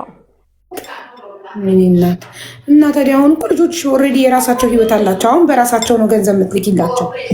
ይማራሉ፣ ይሰራሉ። አሁንማ አድገዋል። ጎበዝ። አሁንማ አድገዋል፣ ትልቅ ሆነዋል። ግን እስከዛ ድረስ ነበር መስዋዕት የከፈልኩት እንጂ አሁንማ ያው አድገው ራሳቸውን ችለው ይኖራሉ። ግን ያለው ቅሬታ አሁንም ከእናቴ ጋር ነው። ገባሻል ሀውዬ? እናቴ ትዳር ያዘ የለም ማለት 20 እና 23 ለወንድ ልጅ ገና ነው ትዳር ለመያዝ። ትዳር አልያዙ። ገና ናቸው። አዎ ገና ናቸው። እሺ። ትምህርት ጨረሱ? አልጨረሱም። ታውቂ ያለውን ሁኔታ አይፈልጉም መማር። 12 አንዱ ትንሹ 10 ትልቁ ደግሞ 12 ላይ አልፈልግም ተማር ካልሽኝ አልፈልግም፣ ራሴን አጠፋለሁ፣ አልፈልግም ትምህርት አለኝ። ያው ጉርምስናም ስለነበር ስራ ይሰራሉ። ይሰራሉ። ከሰሩ ትንሹ አይሰራም፣ ትልቁ ብቻ ነው የሚሰራው። የምንማረው ለመስራት 20 ዓመት ትንሹን መስራት አለበት። ኦልሬዲ 18 ዓመት ካለፈው በኋላ አንድ ልጅ እያልኩት ነው። አሁን እየሞካከረ ነው እሱ። እየተቆጣሁትም ብቻቸውን ነው የሚኖሩት ቢያንስ ማለት ነው። አሁን እንኳን ማለት ነው ብቻቸውን ነው የሚኖሩት። ማንም የላቸውም። አሳዳጊ እናቴም እንዳልኩሽ ከ3 ዓመት በፊት ሞተች። ነፍሷን ይማረውና እና ማንም የላቸውም በዚህ ሰዓት ራሱ። አሁን እንግዲህ ትልቅ ሰው ሆነናል፣ እኔም እሷም ትልቅ ሰው ሆነናል። ቢያንስ ተጸጽቻለሁ እያለች ነው። ተጸጽቻለሁ፣ ንስሐ ገብቻለሁ። የተጸጸተችው በምንድን ነው? እኔም በመጣሏ ባለማሳደጓ እንጂ በደረሰብኝ ነገር አይደለም። ያው ሌላው ደግሞ ፑሽ በምታደርገው ለዛኛው አስባኝ ስለነበር ማለት ነው። ገባሻል? ያንን ፑሽ ያደረገችውን ነገር ነው ተጸጽቻለሁ የምትለው። የሚገርምሽ ደግሞ ህይወት እንትን አይደለች። ያ ዱርዬ የነበረ ሰውዬ በጣም ተለውጦ ከዚህ ሲሄድ ሳየው በጣም ተቀይሮ በሚገርም ሁኔታ ጥሩ ሁኔታ ላይ ነው አሁን ያለው። ልጄን ደብቄው ያው ያውቃል አባቱ እንደሆነ፣ ግን አባትና ልጅ ሲገናኙ እኔም ደብሮኝ ነበር መጀመሪያ ላይ እውነት ስነግርሽ ማለት ነው። ምክንያቱም እንዲያየው ራሱ አልፈልግም ነበር፣ ግን መልሼ የእናቴ ታሪክ መድገም ይሆንብኛል ብዬ ታውኩኝ ማለት ነው። አባትና ልጅ ጥሩ ግንኙነት አላቸው፣ ግን ካደገ በኋላ በጣም ተዋደዱ። ብቻ ከባድ ነው። ይሁን ተዋደዱ እኮ ጥሩ ነው መዋደዳቸው። ይገናኛሉ፣ ይጠያየቃሉ። ቢገናኙ ለእኔ ጥሩ ስሜት አይሰጠኝም። እሱም ማየት ለእኔ ጥሩ ስሜት አይሰጠኝም ነበር፣ ግን አሁን ተለውጦ ስላየሁኝ በዛ ሁኔታ ውስጥ ስላላገኘሁት እኔ እሱን ይቅር ብየዋለሁ። ለምን? ለልጄ ስል ይቅር ብየዋለሁ። እሱንም ግብረ አበሮቹንም ጎበዝ ትቻቸዋለሁ። አሁንም ሀቡዬ የሚያንቅም የእናቴ ነገር ነው። እናቴ ይቅርታ ጠይቃኛለች በቅርቡ የልብ ኬዝ ገጥሟት፣ ግን ስቲል ያመኛል ሀቡ እንዴት አድርጌ ላውጣው? ሁሉ ታሪኬ ላይ ሁሉ እያንዳንዱ አስትንፋሴ ላይ የእናቴ ነገር ይገባብኛል። እኔ ይህን ብቻ እንድታቅሽ የምፈልገው ይቅር ብያት ሁሉን ነገር መቅበር እፈልጋለሁ። በጣም ከባድ ነው እኮ።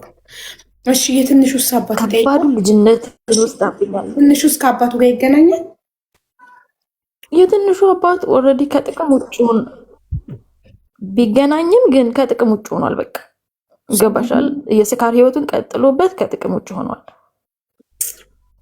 ምናሽኝ አቦ ይገርማል። ያኛው ሱሰኛ ሆኖ ከጥቅም በቃ ሱስ ያኛው ተቀይሮ እንደዚህ ነው። ይሄን እኮ ያልኩሽ እና ሁሌ የኛው ሲያይኝ ቫኬሽን ሲሄድ ምናምን ማለት አይረባም ብለሽ እኔን ንቀሽ የባሰ ህይወት ነግረሽ የለ ሰክሮ እንኳን ተሸክሞ ሲመጣ እቺ ህይወት እንዲላል ለዚህ ህይወትሽ ነው እኔን የጣልሽኝ እኔን የገፋሽ። አሁን ያኛው በሚገርም ሁኔታ ዱርይነቱን ትቶ የራሱ የሆነ ነገር እንትን ብሎ በነገራችን ላይ 14 ዓመት ሙሉ ጠብቆኛል፣ ተስፋ ሳይቆርጥ ማለት ነው። ያ ግን ጅማሬው ተጸጽቶ በሰራው ነገር ለዛ ነው ይቅርም ያልኩት ከእናቴ ጋር። ጅማሬው ጥሩ ስላልሆነ ብዬ ነው እንጂ ከወለድኩም በኋላ 14 ዓመት ሌላ ህይወት ውስጥ አልገባም። ያው ሌላ ታሪክ ይኑር ነው አላላቅም፣ ግን እሱ እንደሚለው እናቴ እንደምትለው 14 ዓመት ጠብቀዋል። ከዛሬ ነገ ትረሳና የሆነ ነገር ልቧ እንትን ይላል አትጨክንም የሚለው ነበራቸውና እኔ ግን አይደለም ከሱ ጋር ህይወት ልጀምር ለደቂቃ የአሳዳጊ እናቴ ሞት ቀን ብቻ ነው የዛን ጊዜ ብቻ ነው ለቅሶ ላይ በትክክል እንኳን ያየሁትኝ። የሚገርመው ደግሞ ያው የሰውን ክፋት ስትናገሪ መልካምነቱም አንዳንዴ እኔ እዚህ ሆኜ ነበር አሳዳጊ እናቴ የሞተችውና በሚገርም ፍጥነት የደረሰው እሱ ነበር አሉ ልጁ ስለነገረው ማለት ነው። ልጄ ደርሶ ሁሉን ነገር አስተካክሎ በሚገርም ተአምር በቃ ትልቅ ፕሮግራም አድርጎ የለቅሶ ስነስርዓቷ በደንብ እንዲል እኔ አልደረስኩም። በነጋታው ነው የደረስኩት። የቀብር ስነስርዓቷ እንዲፈጸምልኝ ያደረገ ያንን እያሰብኩኝ ይቅር አልኩት። በቃ ለልጄ ምስል ይቅር አልኩት። ግን ከእናቴ ጋር ያለው ነገር ስቲል ፍሬሽ ነው ሀቡ። ያ በጣም ማለት ቀላል ነገር አይደለም። እንዲህ ዝም ብለሽ በቀላሉ ይቅርታ ልታደርግ የምችው ነገር አይደለም። ግን ይቅር ማለት ለአንቺ ጠቃሚ እንደሆነ አንቺ እንደምትድኝ አንቺ የሰላም ህይወት መቀጠል እንደምትች ሲገባሽ አንቺ እንደሆነች ተጠቃሚ እሷን ይቅር ብትያት ሲገባሽ ይቅር ትያታለሽ። እንደገና አለማወቅ ነው ብለሽ ታስቢ ብታቅ እውቀት ቢኖራት እንደሚያሳምም ታውቂያለሽ። ደግሞ በዛ ሰዎች የሚነግሩኝ ነው ሕፃን ሆኜ ማለት ነው። እድል ነበረኝ፣ በጣም እድል ነበረኝ እና አሉ ፈረንጆቹላ የምኖርበት አካባቢ ፈረንጆች አይጠፉም፣ የፈረንጆች መስሪያ ቤት ምናምን አለና በቃ ሊያሳድጉኝ በጣም እድሉን አግኝታ ነበር አሉ። ከዛን ምን ብላ ትላለች አሉ፣ እቺማ እዛ ከሄደች እኮ ነገ ትሰለጥንና አባቴ ብላ ትፈልጋለች። አይሻት ይሄ ነገር ራሱ ሲነግሩኝ አትንገሩ ብላቸውም ስለሚነግሩኝ ያ የበለጠ ያሳምን ነገ የተሻለ ህይወት አግኝታ አባቷን ትፈልጋለች የሚል ጭካኔ ስላለባት ያን ለዛ ሳይሆን እዛ መብላት እንኳን ለማይችሉ ሰዎች ሰጠች። ነገ አባቴን ብዬ እንዳልሄድ ድሃ ሆነሽ እንድትቀሪ አባትሽን መቼም እንዳትፈልጊ ምንም እንዳላል ምግብ እንዳታልፊ ምግብ ከመናፈቅ እንዳታልፊ ለነጮች ከሰጠችሽ ከተማርሽ ጥሩ ህይወት ከኖረሽ ሀብታም ሆነሽ ነገ ለአባትሽ ትተርፊያለሽ። እና ይሄን ያደረገ ለአባትሽ ካላት ጥላቻ ነው። ገባሽ? ነገ አባቴን ብለሽ ፈልገሽ እሱን እንዳትረጂው ሀብታም ሆነሽ ለአባትሽ እንዳትተርፊ ነው። ኦል ፖይንቷ አባትሽን መበቀል ነው። እና ለዛም ነው እሳት ሞቺ ገባሽ? ሌላም ደግሞ ሁሉንም ማስቀምጬ ጠይቄያቸዋለሁ። እኔ ምን አደረግኩኝ? ለምን ይሄን ህይወት ሰጣችሁኝ ብዬ ሁለቱንም ጠይቄያቸዋለሁ። አባቴ በግልጽ እናትሽ እንዲህ ብላኝ ነው እኔ ፈልጌያለሁ። እንደውም አባቴ በጣም ይወዳት ስለነበር ሀቡዬ በጣም ይወዳት ስለነበር እሱ አልነበረም ጠለፋውን ያደረገው፣ ወንድሞቹ ነበሩ። አባቴ የሚያውቀው በሽማግሌ በስነስርዓት እንደሚያገባት ነው። ግን ወንድሞቹ ወንድማችን አፍቅሮ እንዴት እምቢ ይባላል የሚለውን አስበው የነሱ ጥፋት ነው እንጂ የአባቴ ጥፋት አለበት። አባቴ በሚገርምሽ ሁኔታ እናቴን ሲያጣ ቀጥታ ቤተሰብ አግባ እንዳይለው ወደ ውትድርና ነበር የገባው። እሷ ግን እዚህ እኔን ሰርቃ መታ አዲስ አበባ መታ እኔንም አላሳደገችኝም። ሌላ ታሪክ ሌላ እንትን ነበር፣ ሌላ ልጅ ነው የወለደችው። እሱ ግን ከውትድርና ሲመለስ ነው ቤተሰብ ጨቅጭቆት በግድ ያገባው ማለት ነው። ሌላ ታሪክ የጀመረው ያው ህይወት ስለሚቀጥል ማለት ነው። የእናቴ እንትን ይበዛብኛል በቃ። ግን ሁልጊዜም የሰው ልጅ ከባሰው የተሻለውን ነው አይደል የሚመርጠው? ከባሰ በጣም ከባሰው የባሰው ከባሰው ደግሞ ትንሽ የተሻለው ይሻላል። የሚሻለው አንቺ ለእናትሽ ይቅርታ ብታደርጊ ለእሷ ብለሽ አይደለም፣ ውስጥሽ እንዳትቀመጥ ከዚህ በላይ አይሽ። አሁን 36 ዓመትሽ ነው አይደል? በ13 ዓመትሽ ነው የመጀመሪያ ልጅሽን የወለድሽው። አሁን እሱ 23 ዓመቱ ነው። ስለዚህ 13 ሲደመር 23 36። ስለዚህ በ36 ዓመትሽ ፍቅርን እስካሁን ድረስ ፍቅር አላጣጣምሽም። የፍቅር ህይወት የለሽም። ሁለቱም ያው አንዱን ተደፍረሽ አንዱን ደግሞ ሳትፈልጊ ነው እሱ ባደረገው ነገር ነው እንጂ አንቺ ፈልገሽ አይደለም። ላይክ ፈልገሽ ፍቅር ይዞሽ ትዳር መስርተሽ ፕላን አድርገሽ እርግዝናን አጣጣመሽ ደስ ብሎሽ በጉጉት ልጅ ጠብቀሽ ምናምን ፈልገሽ አይደለም። ምንም አይነት የፍቅር ህይወት አላሳለፍሽም እስካሁን ድረስ። ገና ህይወትን አላጣጣምሽም። ሴት ልጅ ህይወትን እያጣጣመች ነው የሚባለው። የምትፈልገውን ያፈቀረችውን ሰው አግብታ ስትኖር ነው። በራሷ ምርጫ እሷ የመረጠችውን ሰው አግብታ ስትኖር ነው ደስተኛ ህይወት የምትኖረው። ስለዚህ አንቺ እስካሁን ህይወትሽን አልኖርሽም። ህይወትሽን ለልጆች መስዋዕትነት አድርገሻል። አሁን ደግሞ ልጆች 23 እና 20 በቃ ኦልሬዲ ሙሉ ሰው ሆነዋል፣ ትልቅ ሰው ሆነዋል። አሁን ለራስሽ የምትኖሪበት ሰዓት ነው። ለራስሽ ለመኖር ደግሞ ደስተኛ ሆነሽ የምትኖሪ መጀመሪያ እናትሽን ይቅርታ ማለት ነው የምትጀምሪው። ቢሆን ኖሮ ጥሩ ነበር። እሷ ብታሳድግሽ ኖሮ ብታቅ ኖሮ፣ ግን አላወቀችም፣ አላደረገችም። ስለዚህ አንቺ ከሷ ትሻይና ይቅርታ ያታለሽ። ካለበለዚያ መቼም ውስጥሽ ብዬ የምችል አይመስለኝም። እሞክራለሁ አደርገዋለሁ ብዬ ግን ይከብደኛል። ነገርኩሽ። አሁንም እገዛሽ ነው የምፈልገው። ለዚህ ነው እንዲወጣልኝ። ለምን በየስትንፋሴ ያለች ነው የሚመስለኝ ማለት ነው። በአንድ ጊዜ እኮ አይደለም፣ በአንድ ቀን ምክር እኮ አይደለም። ቴራፒ ያስፈልግሻል። ኤቭሪዴይ እኮ አሁን ነግሬሻለሁ። ለምን እንደዚህ አሁን እኮ ይሄን ታሪክ እንደነግርሽ የተገደድኩት እሷ ኦልሬዲ በልብ ኬዝ ትንሽ ተችሏታል። አሁን ለውጥ አላት። ግን እሷ ቀድማ ይቅርታ ጠይቃኛለች። በአፌ እሺ ብያታለሁ። እሺ ችግር የለም ልሄድ ሁላ ነበረ፣ ግን የሆነ ጉዳይ ገጥሞኝ ሳልሄድ ቀረው። እሷም ደህና ናት ሲሉኝ እሺ በቃ ትንሽ አንድ ፊቱን የሆነ በቃ ለመጨረሻ ጊዜ መግባት ነው የምፈልገው። በቃኝ፣ ስደትን በቃኝ፣ ሀቡ ደከመኝ፣ እስከ መቼ ብዬ እንትን አልኩኝ። አሁን ራሴን መምራት ስለምችል ለሁሉም ነገር ሬዲ ስለሆንኩኝ እግዚአብሔር ይመስገን። እድሜ ላንቺ ጠንክሬ የያዝኩትንም ስለያዝኩኝ ከዚህ በኋላ በቂ በቃ አንድ ሰው በቃ ያስተዳድረኛል የሆነ ነገር አለኝ ብሎ ካለ ያው ከስደት ይወጣል አይደል? እዛ ላይ ስለደረስኩ ብገባም ችግር የለውም የሚያስቸግረኝም ልጅ ስለሌለ ማለት ነው። ግን አንዴ እንደምንም አውጥቼ ይቅር ልበላትና የተሻለ ነገር ማሰብ። ለምሳሌ አንድን ሰው ይቅር ለማድረግ ይቅር ለማለት የበደለንን ሰው የሚጠቅመን ነገር ምንድነው? የሆነ ጥሩ ፓርቱን ማሰብ። ያን ጥሩ ፓርት እኮ የላት ነው። ምንም ጥሩ ፓርቲ የላትም። ምንም በየትኛው ልበልሽ፣ የስደት ህይወቴንም ጨለማ አድርጋብኛለች። አቡ ልጅነቴንም ጨለማ አድርጋብኛለች። የትኛውን የቱ ጋር ያለው? እኔ ደግሞ አንድ ጥሩ ፓርቷ የትኛው አንቺ በህይወትሽ የምትወጂው ነገር ምንድን ነው? በጣም የምትወጂው የምትኖሪለት? ልጆቼ ናቸው። ልጆችሽን እሷ ባትወልድሽ አንቺ ተወልጃቸው ነበር? እሱማ ነው፣ ግን አላስወረደችሽም፣ ወለደችሽ። አዎ አላሳደገችሽም፣ ጥላሻለች። ግን ወደዚህ ምድር እንድትመጪ ፈቅዳልሻለች።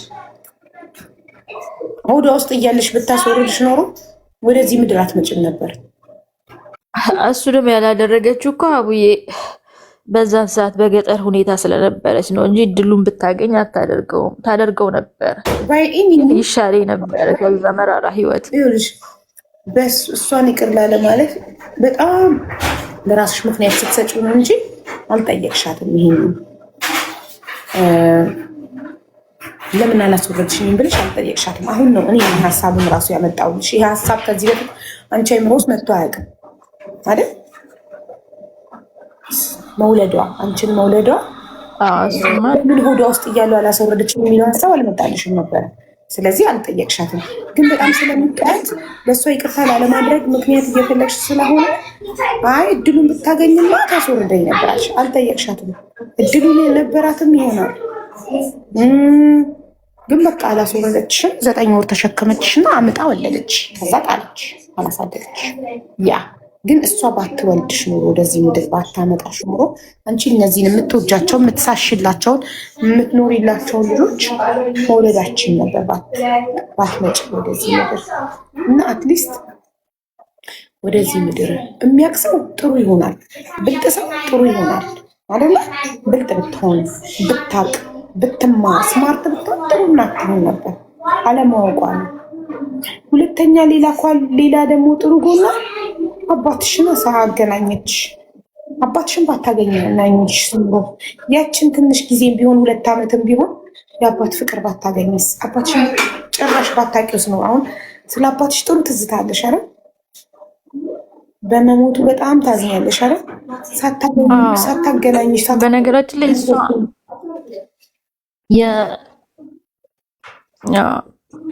አይደል ባታስተዋውቅሽ ኖሮ ሳታስተዋውቅሽ ሞቶ ቢሆን ኖሮ ከሞተ በኋላ ብትሰሚ በጣም ታዝኝ ነበረ። ግን በህይወት እያለ አስተዋውቃሽ በጣም ህይወት ኖርኳት የምለው ያ ከአባቴ ጋር የነበረኝ ፓርት ብቻ ነው። በህይወቴ ኖርኳት ምላት 2 ዓመት ከአባቴ ጋር የኖርኩ። አባትሽ ቤት የኖርሽው 2 ዓመት ነው። በጣም ደስ የሚል ሰው ነበርና በጣም 2 አባቴንና የእንጀራ እናቴን ሳይ የሚያሳልፉት ጥሩ ጊዜ የአጋጣሚው መፈጠር ነው ብዬ አስባለሁ። ያው የልጄ መፈጠር ሁኔታዎች ልክ ነው። እሱ ጋር ቢፈጠርም አለማስተዋወቅ ትችል ነበር። ምን አገባኝ ብላ ግን አስተዋወቀችሽ። አትሊስት ይሄም ጥሩ ጎኗ ነው። ካላት 100 ለምሳሌ 100 ባህሪ ቢኖረው አንድ ሰው ከ199 መጥፎ ቢሆን አንዷን ጥሩ ባህሪ ብለን ይቅር እንበል።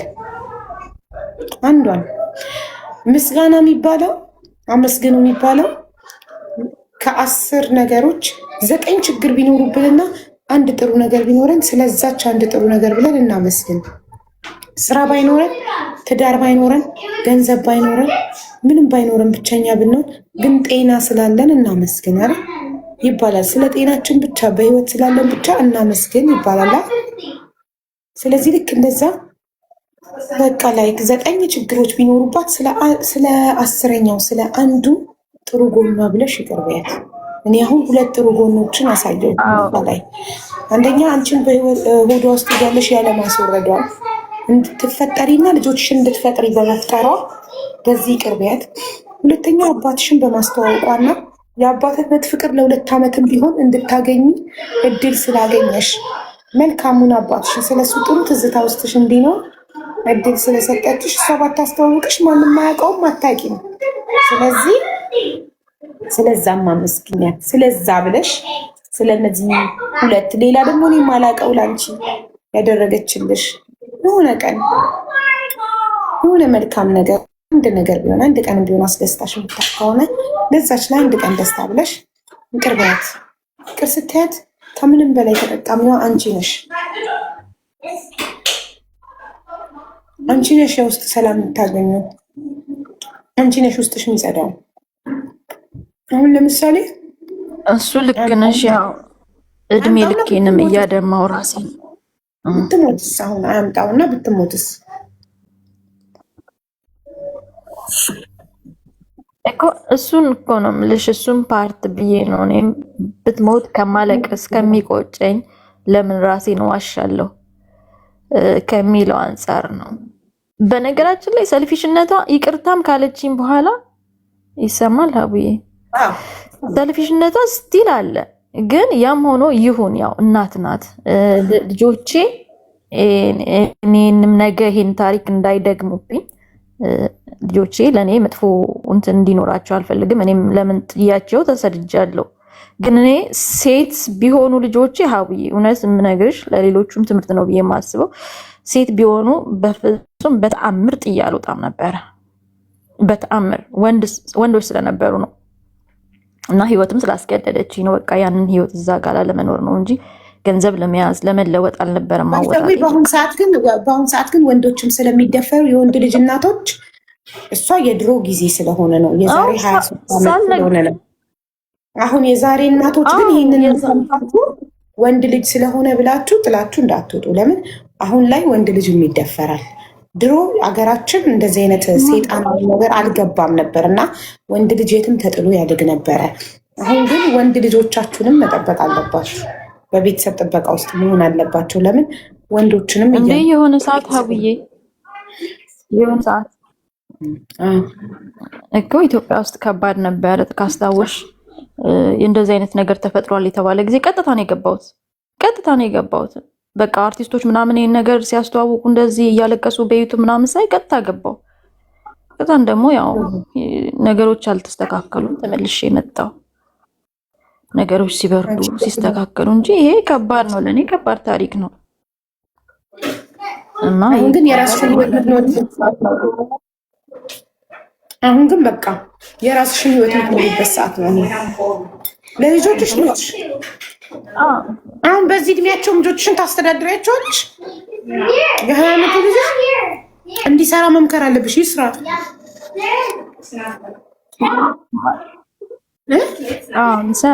ይሞክራል። ትንሽ ውስጥ ያለው ነገር ትንሽ ቢከብድም ይሰራል።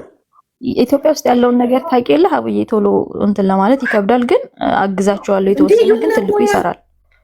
የሆነ ሙያ ይማር። እንዴ ማገዝ ማቆም አለብሽ። ካለበለዚያ ሁሌ ከአንቺ እየጠበቁ ልጆች ሰነፍ ይሆኑብሻል። የሆነ ሙያ ይማር። ለምሳሌ የሚወደው ነገር አሁን አብዛኛው ግን ሶሻል ሚዲያ ይጠቀም፣ የሆነ ነገር ይማር ወይ ቪዲዮግራፊክ ምናምን ፎቶግራፊክ ምናምን ተምሮ በሙያው ተቀጥሮ ይስራ። ልጆቻችንን እኛንን ማጀገን ያለብን 18 ዓመት ያለፈውን ቤተሰብ ገንዘብ መቀበል ነውር እንደሆነ ነው መንገር ያለብን። አሁን አንቺ ልክ ነው ለራስሽ የምትኖሪበት ሰዓት ነው። በጊዜው ማሳበብ የለብንም። ለምን እኔ አሁን ሄጄ በጣም ብዙ ወጣቶች የሚሰሩ አይቻለሁ። ወንዶች ብቻ አይደለም ሴቶች ሂውማን ሄር እየዞሩ በቲክቶክ አስተዋውቀው በየቦታው እየዞሩ ሂውማን ሄር የሚሸጡ ሴቶች ትምህርት ጨርሰው ሙያ ተምረው ፀጉር ቤት የሚቀጠሩ የተለያየ ቦታ የምግብ ሙያ ተምረው የሚቀጠሩ እንዳለ የሚሰራ ወጣት ነው ያለው። አንድ ከቤተሰቡ የሚጠብቅ የለም። እና ወጣት ልጆች ያሏችሁ አረብ ሀገር ላይ የምትኖሩ እናቶች ልጆቻችሁን የጠቀማችኋቸው መስሏችሁ ገንዘብ እየላካችሁ እንዳታበላሿቸውና ኃላፊነት የማይሰማቸው እንዳይሆኑ ነገ ያምጣው እናንተ ብትታመሙ ብትሞቱ ልጆቻችሁ የሰው ሸክም ነው የሚሆኑት፣ ሰው ላይ ነው የሚወድቁት። ስለዚህ ነው ስራ እኩዮችህ እየሰሩ ነው ተቀጥረው መስተንግዶ ተቀጠር የሀብታም ልጅ እንኳን ቢሆን ልክ ነሽ። ገባሽ? ተቀጥሮ መስራት። ሌላ ትንሽ ቅር ያለኝ ያልነገርኩሽ ያው ሌላ ቅር ያለኝ ነገር አሁን በእናቴ ጉዳይ ይቅር ማለቱን ይቅር ልበላት። እሺ ግን ከወንድሞቼ ከእህቶቼ ጋር አቃቅራኛለች። ያቃቃረችኝም ያው ገንዘብ ማንንም ሰው ያጣል፣ ያጋጫል። ታውቂያለሽ አቡዬ። ከዚህ በፊት ለወንድሜ መኪና ካልገዛሽ ምናምን ስትለኝ አቅሜ አይችልም። ታውቂያለሽ ቤተሰብ አስተዳድራለሁ እና የምችለው ላድርግና እንደ አቅሙ ይስራ። በቃ መርዳት ሰለቸኝ ማለት ነው። ወላጅ እናቴን ይማሩ። ይሄ መንጃ ፍቃድ፣ ይሄ ቤት መቀየር፣ በነገራችን ላይ ሁሉን ነገር አድርጌያለሁ። አንድ ሴት አረብ ሀገር መታ የሚደረገውን በሙሉ ነገር አድርጌያለሁ። ግን አድርጌያለሁ አይባልም። ግን እናቴ ምንድነው 4 ልጆች አሏት። ሁሌ ከኔ ነው የምጠብቀው ማለት ነው። እነሱን እንደ እንቁላል ይዛ ከኔ ስጠብቅ ያናድደኝ ነበር። ወጣችሁ ስሩ፣ እንደዚህ አድርጉ። ልጆቼ የሚገርምሽ እኔ ትልቁ ልጄ ማለት ነው አሳዳጊ እናቴ እንዳልኩሽ አልጋ ላይ ናት። ሰራተኛ የምትቀጥሪበትን እኛ እንሰራለን እያሉ ትንሹ አብሲት ይጠራል፣ ትልቁ እንጀራ ይጋግራል። ቤት ውስጥ ስራ ተከፋፍለው ነው የሚሰሩት ማለት ነው። ትልቁ እንጀራ ይጋግራል፣ ትንሹ አብሲት ይጠራል፣ ትልቁ ይጋግራል። እና በጣም አሳዳጊ እናቴ አልጋ ላይ ስትቀር አንድ ቀን እኔ ሰራተኛ አልቀጠርኩም።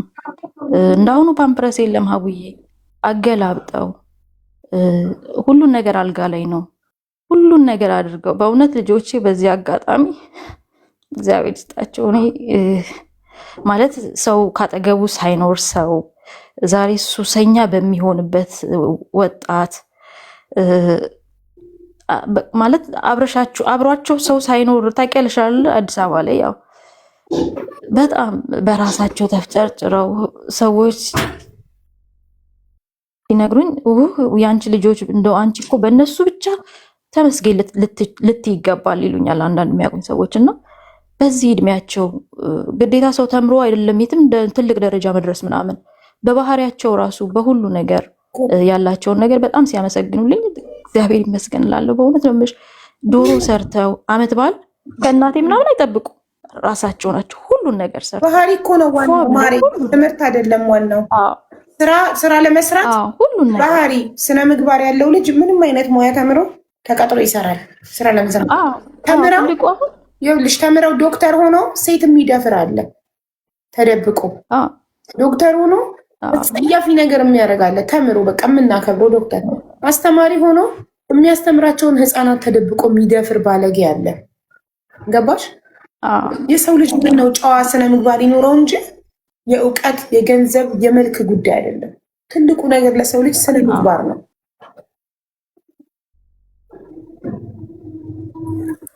እና ሰው አጠገቡ እንኳን ሆኖ እንደዚህ ሱሰኛ ይሆናል፣ ይበላሻል፣ እንደዚህ ይሆናል። እና አንቺ እድለኛ ነሽ።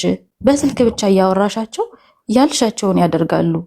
አንቺ እንደዛ ርቀሽ አባት የለ አጠገባቸው ምን የለ። ያው አባትየውም ቅርብ ጊዜ ነው መከታተልና ያው ሰዎች አይን ሲያበዙበት ትልቁ ልጅ ይፍጨረጨራል፣ ይሰራል፣ ያገኘውን ስራ ይሰራል። ስራ አይንቅም፣ በጣም ጎበዝ ነው። ያው ይሰራል በደንብ እጁን ያውጣል። ትልቁ ትንሹ ለነሱ ስነ ምግባር ግን መመስከር ለባት ነፍሷን ይማረውና ለነሱ ስነ ምግባር ግን መመስገን ያለባት አሳዳጊ ናት። አንቺንም ማሳድጋ ልጆችሽንም ማሳድጋ አየሽ። በነገራችን ላይ በጣም በጣም ፈጣሪዋን የምትፈራ እኔ ያሳደገቻቸውን ልጆቼን እኔንም ጉዴን ሁሉን ነገሬን ይዛ በህይወት ግን እግዚአብሔር ይመስገን ሀቡዬ የምትፈልገውን ነገር ማለት ሰው በህይወት እያለ ከድህነት መውጣት የተሻለ አልጋ የተሻለ ጥሩ ነገር አይታ ሁሉን ነገር ከዛ መብላት ከሚያቅተን ህይወት ወተን ጥሩ ቦታ ላይ ደርሳ ስላለፈችልኝ ደስተኛ ነኝ። ለምን በጣም ጎረቤት ሁላ በሚቀናበት ደረጃ ስልሽ የነበረንን ህይወት በጣም ሀብታሙንን ሳይሆን የነበረንን በልቶ ማደር ብርቅ የሆነብን ሰዎች ነበርንና ግን እዚህ ሰርቼ አሰሪዎች መልካሞች ነበሩ። ቲፕ ማገኝ ነበር። በጣም ሰራለሁ ሀቡዬ፣ በጣም ጎበዝ ነኝ። እንደመጣሁኝ በጣም ሰራለሁ። አለቆቼ በጣም ይወዱኛል። ቲፕ የራሱ በጣም በጣም አሪፍ ቲፕ ነው የማገኘው። የምሰራው ሐሙስ ቤት ነው፣ ግን በጣም ጥሩ ቲፕ ይሰጡኝ ነበረ፣ ያበረታቱኝ ነበረ። አንድ ነገር አይቼ መስራት አያቅተኝም። ምግብ ላይ ነው የምሰራው። ሰዎች የራሱ ሬስቶራንት ከፍተው ምናምን ብዙ ነገር የኔን የስራ ሞራል አይተው ብዙ ነገር አድርገው ማለት ጥሩ ሳንቲም አገኛለሁ። ለዛ ነው በእናቴ የምናደደው የማገኘው ሳንቲም እና የምኖረው ህይወት ስለማይገናኝልኝ ነበር ነው። የሚኪ እናት የራሴ ጥፋትም አለ እኮ ልጅነትም አለ አይደለም። በደንብ የራሴ ጥፋት አለ። አረብ ሀገር ከመጣሽ በኋላ ለባከነው ገንዘብ እናትሽ አንቺ ካልላት መታ ከመዳም አይደለም ደሞዝሽን የተቀበለችው ከመዳም ላይ ሽጉጥ ደቅና ብትቀበል ኖሮ የአንቺ ጥፋት አይደለም የሚባለው። ደሞዝሽ አንቺ እጅ ገብቶ አንቺ ነሽ በፈቃድሽ የላክሽላት። በጣም ግን ደስ የሚለው ነገር ከታሪክሽ ላይ ያሳደገችሽን ሰው ውለታ አለመርሳትሽ፣ በድህነት አሳድጋሽ አንቺ ደግሞ አረብ ሀገር መጥተሽ ሰርተሽ ለእሷ የተሻለ ህይወት ማቅረብሽ ከምንም በላይ ያስደስታል። ፈጣሪ በልጆችሽ ይክስሻል። ገባሽ? ነገ ልጆችሽ ይጦሩሻል። አንቺ ያሳደገችሽን እናት አለመተውሽ እስከምትሞት ድረስ የምትፈልገውን ማሟላትሽ ይሄ ትልቅ ነገር ነው ለአንቺ። ውለታዋን ስለከፈልሽ ፈጣሪ ደግሞ በልጆችሽ ይክስሻል። ገባሽ? አሁን ያንን በቃ ግዴታዬም ነው። ምንድን ነው የሚሻለው? መጥፎ ነገርን ትቶ ቆይ እኔ ያለኝን ነገር እያየው ፈጣሪን ባመሰግን ይሻለኛል፣ ስላጣኋቸው ነገሮች ብብሰከሰክ ባዝን ርር ድብን ብል ይሻለኛል? የቱ ነው የሚሻለው?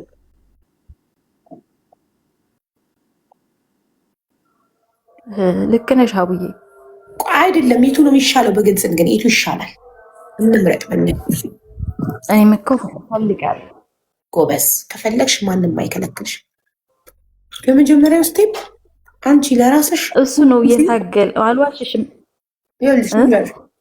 አንቺ ለራስሽ ሁልጊዜ የተሻለ ህይወት እንደሚገባሽ ከዛሬ ጀምሮ ለራስሽ እንደምትኖሪ ያለፈው አልፏል።